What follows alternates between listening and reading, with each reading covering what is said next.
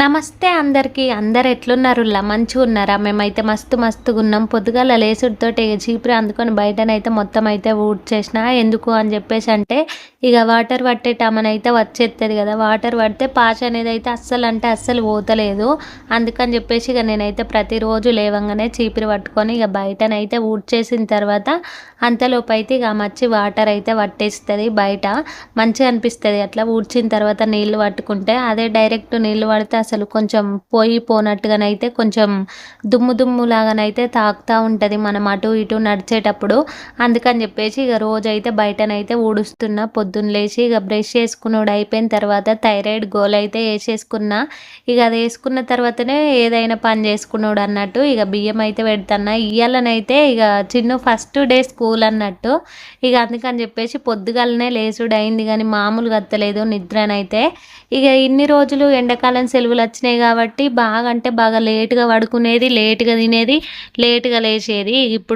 ఇప్పుడు అట్లా కాదు. ఇక ఎట్లాగో మళ్ళీ బళ్ళు స్టార్ట్ అయినాయి కాబట్టి పొద్దుగాలనే లేవాలి. మళ్ళీ టిఫిన్ లంచ్ అన్నీ ఇక పొద్దుగాలనే అంత పని అంతా కంప్లీట్ అయితే చేసేసుకో. ఇక నిన్న ఇయ్యాలనైతే ఒకటే పుట్ట బడి, ఇక రేపటి నుంచి అయితే 2 పుటలు అని చెప్పేసి అయితే మెసేజ్ అయితే ఇచ్చారు. ఫోన్కి అయితే మెసేజ్ వచ్చింది ఆల్రెడీ. ఇక రేపటి నుంచి 2 పుటలు ఉంటుంది స్కూల్ అయితే. ఇక పొద్దుగా లేచి టిఫిన్ చేసి లంచ్ చేసి అన్ని స్నాక్స్ అన్నీ ప్రిపేర్ చేసి ఇక పంపించాలి పిల్లల్ని అయితే. ఇప్పటి నుంచే పిల్లలకు మస్తు ఏమంటారు అంటే ఏజ్కు మించిన చదువులు అయితే అవుతున్నాయి అన్నట్టు. సిలబస్ అంత ఇస్తారు. ఇక ఏమిచ్చినా ఏం చేసినా అంత పిల్లల కోసమే కాబట్టి, వాళ్ళ భవిష్యత్తు కోసమే కాబట్టి ఇక చేసేదైతే ఏం లేదు. పిల్లల్ని అయితే మంచిగా చదివిపించుకోవాలి. ఇక నేనైతే ఇక్కడ బియ్యం అయితే కడిగేసిన. ఏమన్నా టిఫిన్ చేద్దాము పొద్దున అని చెప్పేసి అంటే ఎట్లా ఒక పుట్టనే కదా, మళ్ళీ ఏమన్నా టిఫిన్ చేసినా కూడా చిన్ను అది సగం తింటాడు మళ్ళీ. అందుకని చెప్పేసి అన్నమే పెట్టేస్తా వాడికి అని చెప్పేసి అయితే అన్నం అయితే అండేసిన. ఇక ఏం తిన్నా మనం ఏం టిఫిన్ తిన్నా అన్నం మీదకైతే ఏది. అంతకుముందు 2 పుట్టలు ఉన్నప్పుడైతే ఇక పొద్దుగాల లేచి అన్నం వండి కూర వండి అట్లనే వాళ్ళకు టిఫిన్ చేసి టిఫిన్ అయితే పెట్టేదాన్ని. ఇక ఒక పుట్ట బడులు ఎప్పటి నుంచి అయితే షురు అయినాయో అప్పటి నుంచి అయితే ఇక టిఫిన్లు వేసుడే బంద్ చేసిన. ఎందుకు అని చెప్పేసి అంటే అంత పొద్దుగాల వాళ్ళు టిఫిన్ చక్కగా తినరు, మళ్ళీ ఇక సతాయించుతారు. అదే కొంచెం అన్నం తినిపించినాం అనుకో మంచిగా కడుపులో ఆసరు ఉంటుంది కదా అని చెప్పేసి ఇక ఒక్క పుట్ట బడులు స్టార్ట్ అయినప్పటి నుంచి ఇక అవి ఎండాకాలం సెలవులు వచ్చే వరకు కూడా అట్లనే అన్నమే పెట్టిన. ఇక టిఫిన్ అయితే పెట్టలేదు. ఇప్పుడు మళ్ళీ 2 పుట్ట బడులు స్టార్ట్ అయినాయి కాబట్టి ఇక పొద్దుగా లేచి ఇక మళ్ళీ టిఫిన్ చేసుకోవాలి. ఇక ఖచ్చితంగా తప్పదు, పిల్లల కోసమైనా వేసుకోవాలి. ఇక అంత పొద్దుగాల వాళ్ళు అన్నం తినరు కాబట్టి ఇక నేను అయితే బియ్యం పెట్టేసి బయటకు అయితే పోయేసి బెండకాయలు అయితే కొనుక్కొని వచ్చిన. అసలు ఆడికి పోయిన తర్వాత ఏం కొనాలో అర్థం కాదు. కూరగాయలు అమ్మే కాడికి పోతే అసలు అక్కడ ఏం కొనాలో అర్థం కాదు. ఇక మా ఆయన మార్కెట్కి పోతే ఏం కొనుకొచ్చినావు నువ్వు, పతాకం మార్కెట్కి పోయినావు, ఏం కొనుకొచ్చినావు అని చెప్పేసి అనేదాన్ని నేను. ఇక నేను ఒకవేళ వేయను అనుకో అసలు ఆడికి పోయిన తర్వాత అసలు నాకు అవి ఏం కొనాలో అర్థం కాదు. అన్నీ చూసినా అన్నీ కొనాలనిపిస్తుంది కానీ ఇప్పుడు ఎండాకాలం కాబట్టి ఒక్కటి కూడా ఫ్రెష్గానైతే అత్తలేవు కూరగాయలు. ఇక నేను కూరగాయలు తీసుకొస్తా అని చెప్పేసి రోడ్డు వీధికి పోయేసరికి బెండకాయలు కొంచెం లాతగా కనిపించినాయని ఇక బెండకాయలు అయితే పట్టుకొని వచ్చిన. నేనైతే తిన్న కూరగాయలే తిని మొత్తం సావ్ అవుతుంది నాకైతే. నాకనే కాదు పిల్లలకు కూడా అంతే. మమ్మీ కండినయ్య అండుతావా, మమ్మీ కండినయ్య అండుతావా మమ్మీ అని చెప్పేసి అయితే అంటారు మా పిల్లలు అయితే. ఇక చిన్నుకైతే చెప్పిన ఇలా స్కూల్కి అయితే ఓడుంది నాన్న, నువ్వు పొద్దున్నే లేవాలి, మంచిగా బ్రష్ చేసుకోవాలి అని చెప్పేసి అంటే ఆడు చెప్పిన పని అంటే ఇక పిల్లలు ఎందుకు అవుతారు, అస్సలు వినరు. ఇక బెండకాయలన్నీ కోసి ఫ్రై చేద్దామని చెప్పేసి ఇక కూర పొయ్యి మీద వేసి నేనే మళ్ళా వాష్ ఏరియా కాడికి పోయి పిల్లలిద్దరికి కూడా బ్రష్ చేపించి తానాలు పోసి ఇక వాళ్ళను మళ్ళీ ఇంట్లోకైతే తీసుకొని వచ్చిన. పొద్దుగా లేతే ఎన్ని పనులు ఉంటాయి అసలు, మామూలుగా ఉండే పనులు. నాకు పెళ్లి కాక ముందు అయితే అసలు ఎలాంటి రోగాలు అనేటివే లేవు. జ్వరం లేదు, దగ్గు లేదు, సర్ది లేదు, థైరాయిడ్ లేదు, కాళ్ళెక్కలు గుంజులు లేదు, ఏది లేదు. మంచిగా ఇంతంత తిని మంచిగా బడికి అయితే పోయేసి వచ్చేదాన్ని నేనైతే. మంచిగా ఇక ఆ స్కూల్ అయిపోయిన తర్వాత మళ్ళీ కాలేజ్ అయిపోయిన తర్వాత మళ్ళీ డ్యూటీ వేసుకున్నాడు. ఇట్లనే ఉండేది నా లైఫ్ అయితే. కానీ ఇప్పుడు పిల్లలు పుట్టిన తర్వాత మాత్రం చెప్పలేని రోగాలు వస్తున్నాయి. కాళ్ళు గుంజుతున్నాయి, నడుము నొత్తుంది, అసలు బీపీలో అవుతుంది, కాళ్ళు రెక్కలన్నీ గుంజుతున్నాయి, వట్టినే చెమటలు రావడం, కొంచెం పని చేయంగానే ఆయాసం రావడం, కొంచెం సేపు మాట్లాడంగానే ఆయాసం రావడం, ఈ పని చేసి ఆ పని చేసి పోయి పడుకున్నాడు, ఈ పని చేసి ఆ పని చేసి పోయి పడుకున్నాడు. ఇట్లనైతే అవుతుంది అన్నట్టు పరిస్థితి.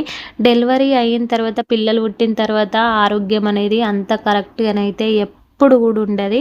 ఇక డెలివరీ అయ్యిందంటే చాలు మనకు రోగాలు ఎక్కడ లేని రోగాలన్నీ కూడా మనకే వస్తాయి అన్నట్టు, తాపకోటి ఇక ఇట్లనైతే ఉంటుంది. ఎంత చేతనైనా ఎంత చేత కాకపోయినా ఇక చేసుకోవాలి, తప్పదు, అస్సలు తప్పదు ఇంట్లో పనులు చేయడం అనేది. ఈ జనరేషన్లో ఇద్దరు పిల్లల్ని చూసుకోవడానికి మస్తు అంటే మస్తు ఇబ్బంది అవుతుంది. మరి మన తాతలు నానమ్మలు అప్పటి జనరేషన్లో వాళ్ళైతే ఒక్కొక్కరు 10 మందిని కన్నారు, 12 మందిని కన్నారు, ఒక్కొక్కరు 6గురిని కన్నారు, అట్లనైతే కన్నారు. కానీ వాళ్ళు ఎట్లా పెంచి పెద్ద చేసిర్రో అసలు ఇప్పటికి కూడా నాకైతే ఇమాజిన్ చేసుకుంటే అసలు అది ఊహకు కూడా అందదన్నట్టు. వామ్మో ఎట్లా పోషించిర్రో, ఎట్లా పెంచిర్రో, ఎట్లా పెంచి పెద్ద చేసిర్రో అని చెప్పేసి అనిపిస్తుంది నాకైతే. ఇద్దరికే మనం చాలు అవుతాం అంటే వాళ్ళని చదవడానికి, వాళ్ళ బాగోగులు చూసుకోవడానికి, చదివిపియడానికి. అప్పుడు ఎక్కువ చదువులు లేవు కాబట్టి అంత నడిచింది. అంటే కొందరు ఎవరో ఒకరు చదువుకొని ఉంటారు కానీ అందరైతే చదువైతే ఉండరు. ఇక ఇప్పుడైతే అన్నిటికీ మనం చదివిపించుకోవాలి, అన్నీ కొనుక్కోవాలి, అన్నీ వేయాలి కాబట్టి ఇక ఇప్పుడైతే ఎక్కువ ఖర్చులు అయితే అవుతున్నాయి. పిల్లలు పెరిగే కొద్దీ ఖర్చు అనేది పెరుగుతుంది కానీ ఖర్చు అనేది అయితే అస్సలు తగ్గలేదు. ఇక మా చిన్నుకైతే స్నానం చేపించుడు అయితే అయిపోయింది. ఇక వాడికి బట్టలు అయితే ఎత్తన్నా, ఇంకా బట్టలు అయితే రాలేదు. బట్టలు అంటే యూనిఫామ్స్. ఇక వాళ్ళకైతే మళ్ళీ యూనిఫామ్ అయితే చేంజ్ చేసిర్రు. లాస్ట్ సారి వేరే ఉండే రెడ్ కలరు, అట్లనే బ్లూ కలర్ షార్ట్ ఉండే కదా, ఇప్పుడైతే చేంజ్ చేసిర్రు. వీనికి మళ్ళీ 2 జతల యూనిఫామ్స్ అయితే కొనుక్కొని రావాలి.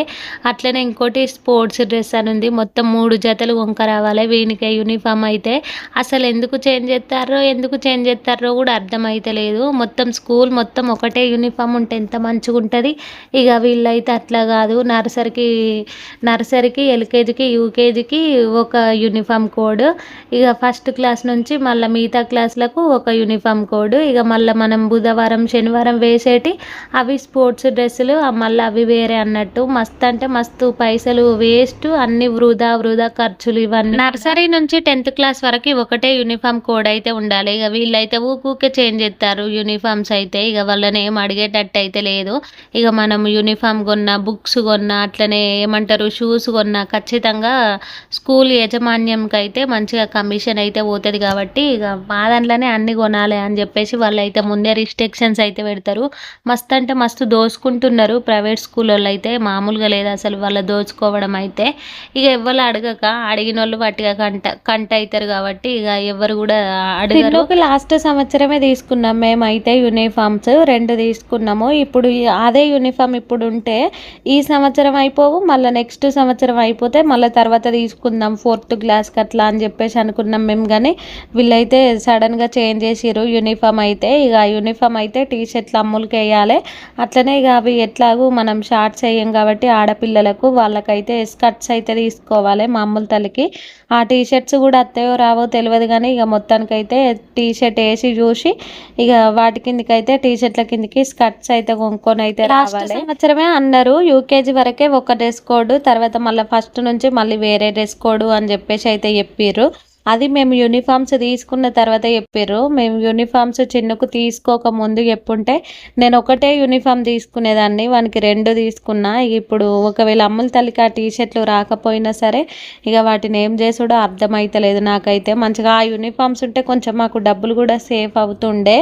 ఇక మళ్ళీ చేంజ్ చేసేసరికి ఇప్పుడు మళ్ళీ చిన్నకు కూడా 2 జతల యూనిఫామ్స్ తీసుకోవాలి, మళ్ళీ స్పోర్ట్స్ డ్రెస్ అయితే తీసుకోవాలి. ఇక ఇట్లనైతే ఉంది పిల్లలతో కథ. పిల్లలు చదివించడం, పిల్లలు పెంచడం మస్తు అంటే మస్తు కష్టం. అప్పుడు మనం ఎట్లా పెరిగినామో ఏమో తెలియదు కానీ ఇప్పటి పిల్లల్ని పెంచడం, చదివిపియడం, పెంచి పెద్ద చేయడం అనేది అదొక పెద్ద యుద్ధం అన్నట్టు.